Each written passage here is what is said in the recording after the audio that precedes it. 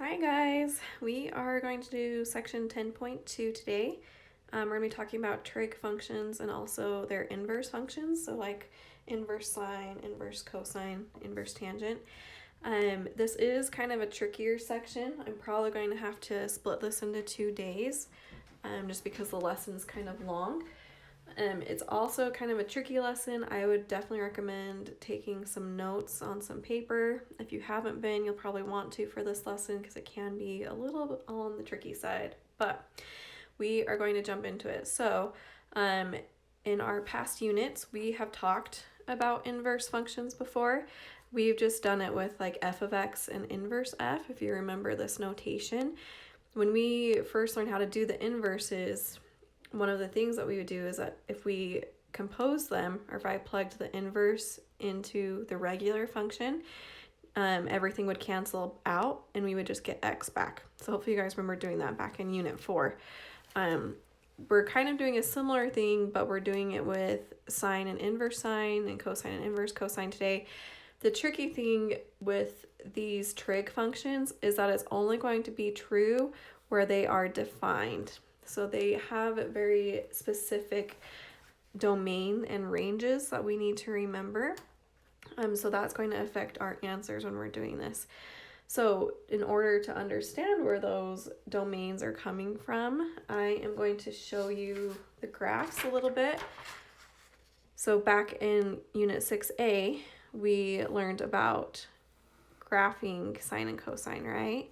And so if you remember the sine function, it started at the midpoint and then came like this in a wave, and it goes on forward and backwards, right, for forever. So if we were to do the inverse, remember an inverse switches the x and y values. So when we did in unit 4, the inverse graphs of our functions, they would reflect over that diagonal line, y equals x. So if I thought about taking this function and doing the inverse or the reflection of it, it's going to reflect like this. Make my line a little bit longer. And then this one would come down like this. And then it would keep going both ways. So our inverse sine's just making another wave going along the y-axis, where the regular sine function's going along the x-axis. The tricky thing is when we are using these as functions, like in this section today, remember in order to be a function, our graph needs to be 1-to-1, which means that it can only have one input for every output. So what we usually do is our quick check is the vertical line test. If I draw a vertical line going down, do I only cross once? Which if I'm doing my sine function, we're all good, right? I only cross this sine function one time. But with the inverse sine, I'm going to hit repeatedly on all these parts. So we have to restrict our domain. And that's where this section gets a little bit tricky, is we can't just go from negative infinity to infinity.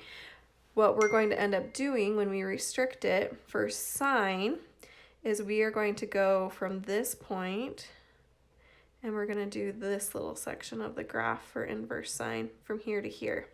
So imagine erasing everything else. We're only taking that little section of our graph. So this is going to be at negative pi halves and positive pi halves. This is where we're restricting it to. And we're doing the same thing for cosine. If I draw the cosine graph really quick, remember cosine started at the top, comes down, and then ended at the top. And if I reverse it backwards, you'd get this little shape. So if I reflected my graph, this is like so weird to draw, but we would start having our wave like this, I think, how it goes. And so again, we restrict that one, but instead of going from negative pi halves to pi halves, we restrict this one from 0 to pi. So we're doing the top half of the wave. So on this one, we're doing this top part right here, and that's kind of ugly. But tangent, we haven't really seen the graph of tangent very much. Tangent's kind of an interesting one. If we graph tangent, it actually, because it's defined as sine divided by cosine, it has asymptotes on it.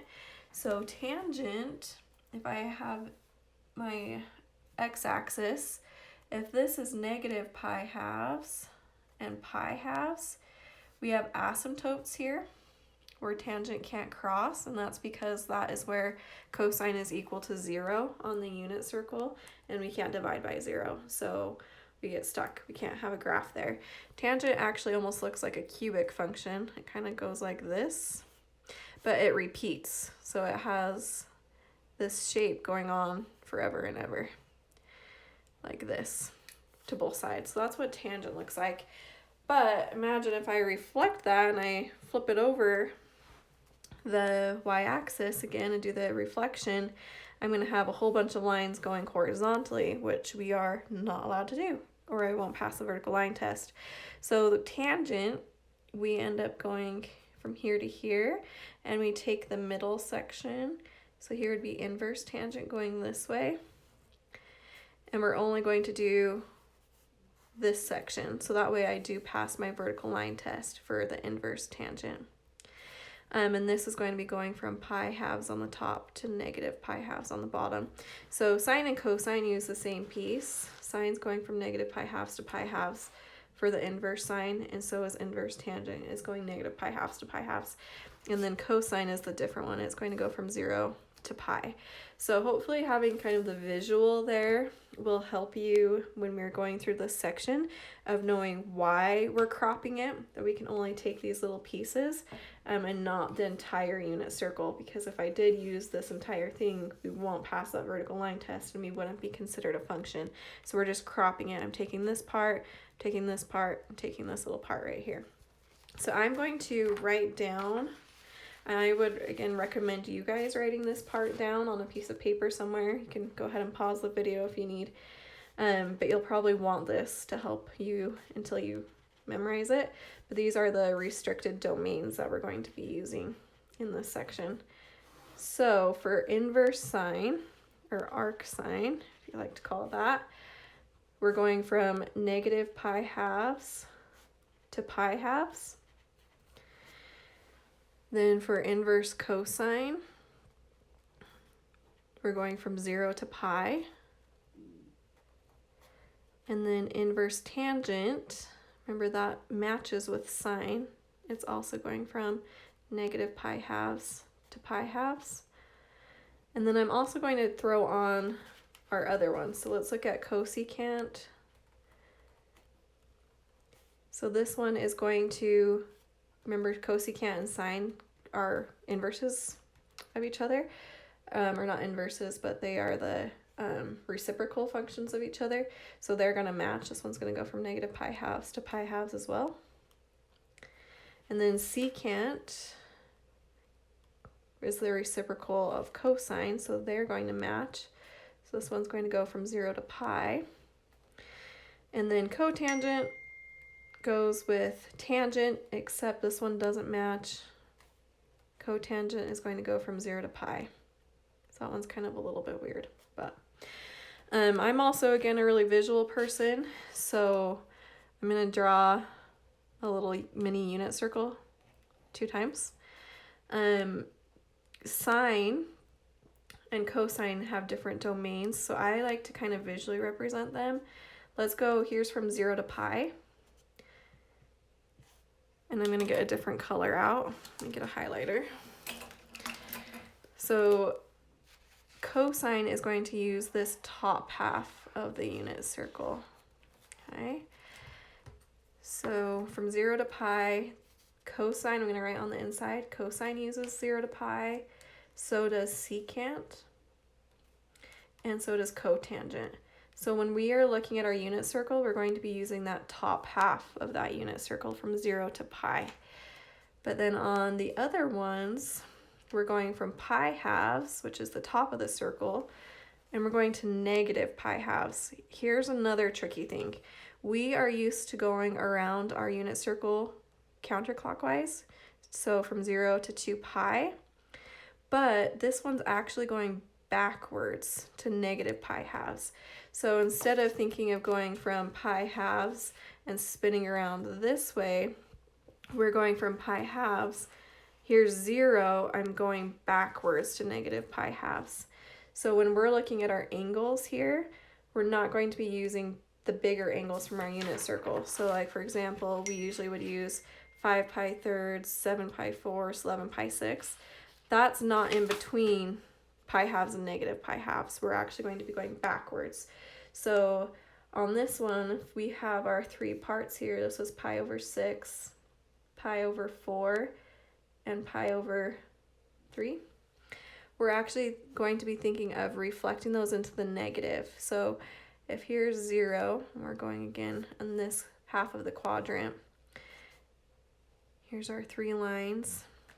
If I'm going negative or backwards in my unit circle, and I draw my 3 lines, think of this kind of almost as a number line. If this is pi 6, then if I go this same amount but in the negative direction, this is going to be negative pi over 6. If this is pi over 4, if I go the same amount in the opposite direction, this will be negative pi over 4. And if this is pi thirds, this would be negative pi thirds.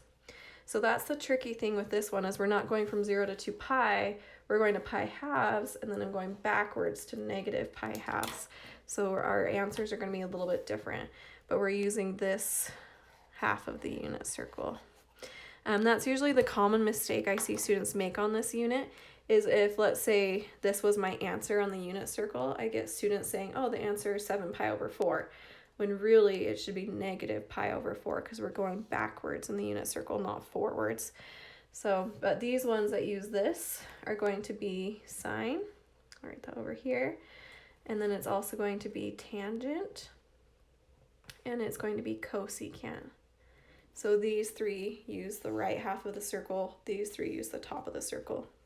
And this one we don't have to worry about going into any negatives or anything, because we're just going from 0 to pi, and so we're all good there. So this is essential to understanding this section, and kind of actually just going forward in general in your trigonometry. If you go into calculus, you'll be needing to remember these domains a lot too. So again, I would write this down, pause the video if you need to, but we need to know this. It's really essential for this part of the lesson. So I'm going to set that to the side.